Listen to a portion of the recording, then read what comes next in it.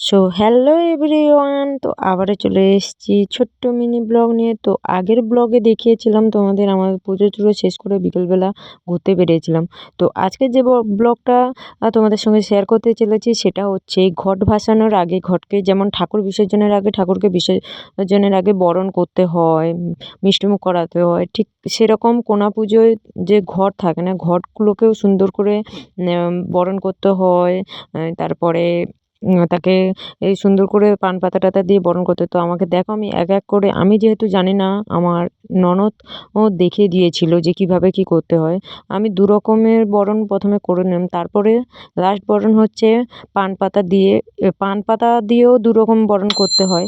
তো সেটা মানে ওরা বারবার দেখিয়ে দিচ্ছিলো কেমন করতে। এবার আমি তো কোনোদিন করিনি, মানে বুঝতেই পারছো কিভাবে হবে।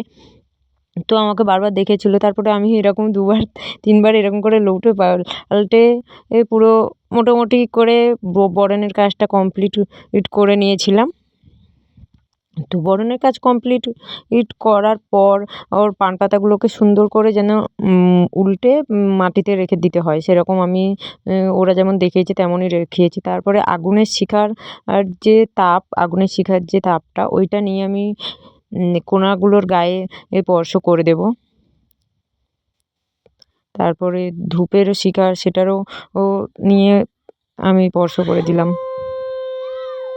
তারপরে আস্তে আস্তে করে সব কিছু শেষ করার পরে আমি এই প্রণাম করে কোনা দুটো নিয়ে রওনা দিলাম হচ্ছে ঘাটে যাওয়ার জন্য। কারণ ঠাকুরকে যেমন বিসর্জন করে তেমন হচ্ছে কোনা দুটোকেও বিসর্জন করতে হয় সন্ধ্যার দিকে।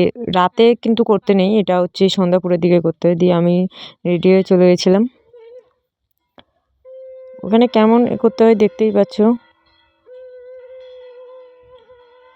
তো ঘাটে গিয়ে আমি বিসর্জন করছিলাম। কোনার দুটো যেন না লউটে পড়ে, বা কোনার কোনো মানে ভাসানোর সময় যেন ফুল বা কোনো কিছু না বেরিয়ে পড়ে, সব কিছু যেন এক জায়গায় থাকে। পরে কোথায় কিছু গেল সেটা দেখার দরকার নেই, কোনাগুলো পরে সকালে তুলতে হয় আবার।